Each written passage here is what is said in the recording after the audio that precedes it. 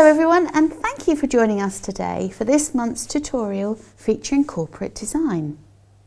Now I'm going to share with you how to create a contemporary foam-free Strelitzia design.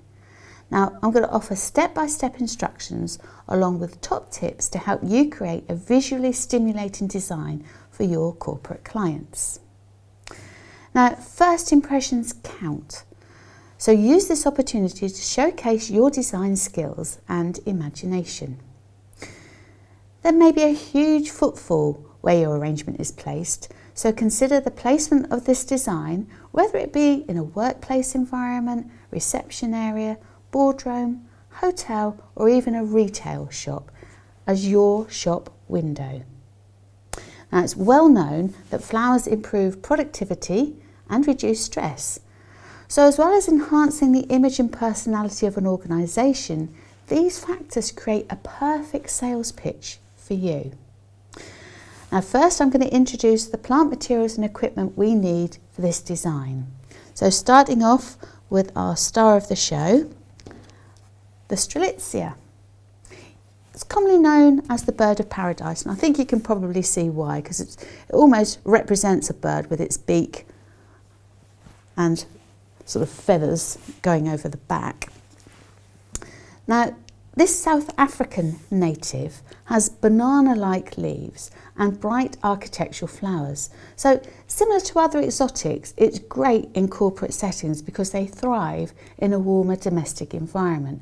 So don't place these in refrigerated containers or in your fridge. Then I have some Corylus contorta. And I just love the way that those shapes help to complement the structure and the strength of the Strelitzia. Then I've used 3 varieties of foliage. I've used bear grass to give me some movement within the design, fatsias to give stability at the base of the design, and some pandanus leaves just to bring additional architecture into the whole composition. And then we have a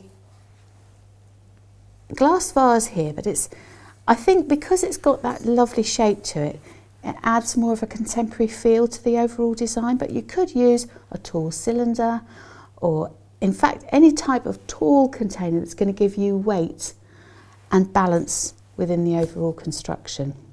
Then I've got my secateurs, my scissors, some green twine and a 12mm anchor tape.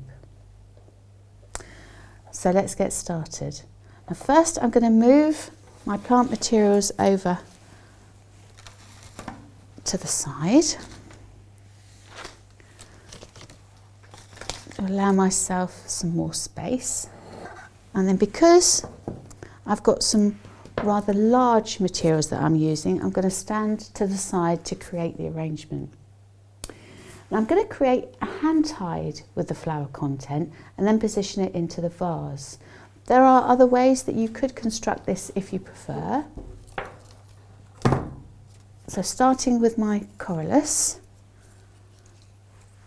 as with all plant materials that you use, make sure that you look at how they present themselves and use them to their best advantage. I want to create that linear feel with this design, so I'm looking at the best way to set those 2 stems together to create the streamlined feel. You can imagine if we do that, although it adds interest to the design, it's not in keeping with that long, thin, elegant line that we're looking for. So I'll just position those together. Make sure that they sit happily with each other, and make sure that you can rest them quite comfortably in your hand.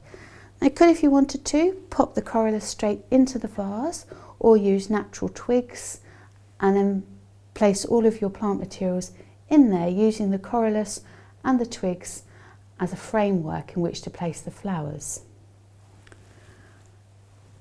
And I'm going to add in my 2 pandanus leaves. Now pandanus leaves are fantastic for increasing structure into a design.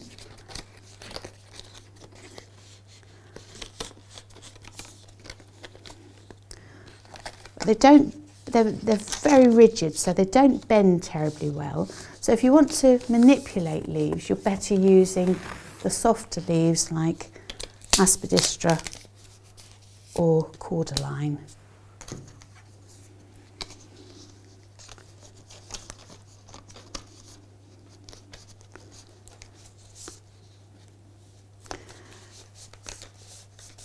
Now, although it's not quite so evident in this hand tied, I still want to have spiral stems. So you can see how the stems do pass to create that spiral form. So placing items in a 45-degree angle will help to maintain that spiral.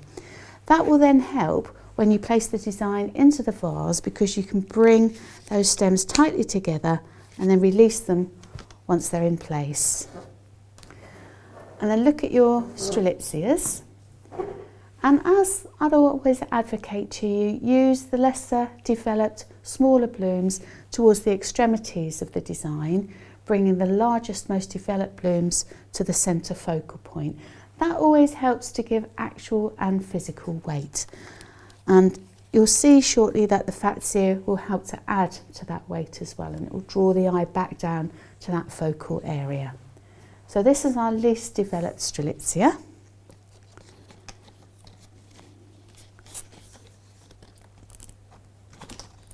So I'm going to place that in my hand tie first. Ensure that it's nice and secure. Actually, I'm going to place that behind. That's better.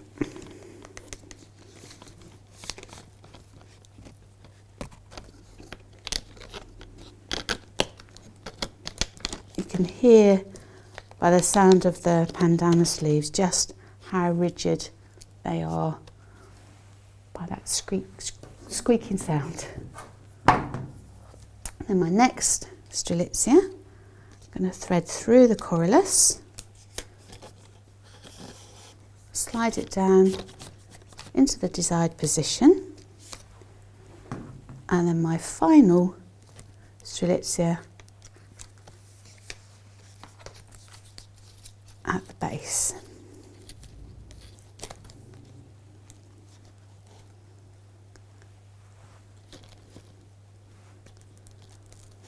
Then bring my fatsia leaves in for the weight. Now, as you get more confident with this style of arrangement, you'll be able to hold it all in your one hand. But when you're practicing and starting out, you might find it easier to bind your stems as you go along.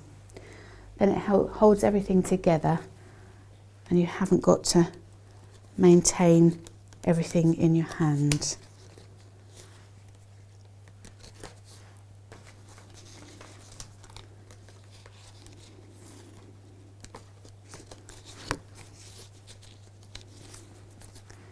You can see already how those fatsias will help to give additional weight to the base of the design, but also a little sneaky trick here is they'll actually rest on top of the vase and stop the design from moving. And then finally, I'm just bringing in the bear grass, which is going to hang over the edge of the container. Now, I have taped the bear grass together just so it keeps it all under control. So if you try and place several loose stems of bear grass into a composition like this, it's very hard to keep them all together without them slipping and sliding out of position. So then take your twine and bind those stems together nice and tightly.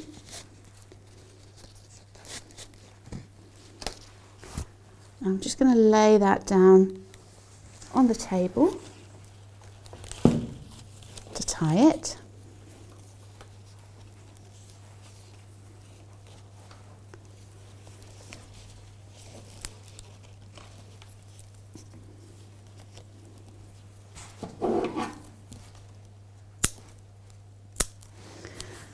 And then finish that binding point with my anchor tape. Now, you could then continue to cover that binding point over the tape with some orange ribbon or something that matches in with the theme of the design, rather than just having the plastic showing. But hopefully, once you've pulled the fatsias down over the front, it shouldn't show too much anyway. And then when you're happy with how the composition looks in your hand, just offer it up to the vase. Make sure the vase is filled with water. I've only filled it halfway at the moment, and I'll top it off after I've put the stems in, because you never know how the stems are going to move the water level.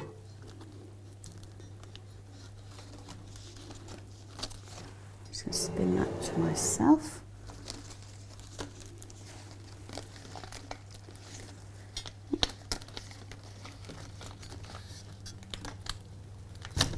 There we go.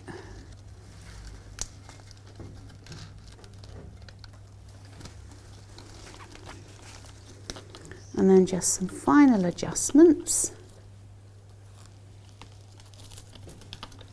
And because everything is tied, you can actually gently manipulate the stems at the tying point.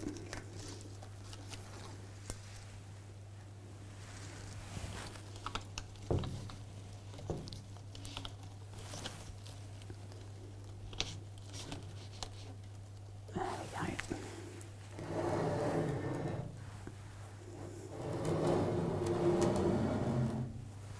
And there you have it.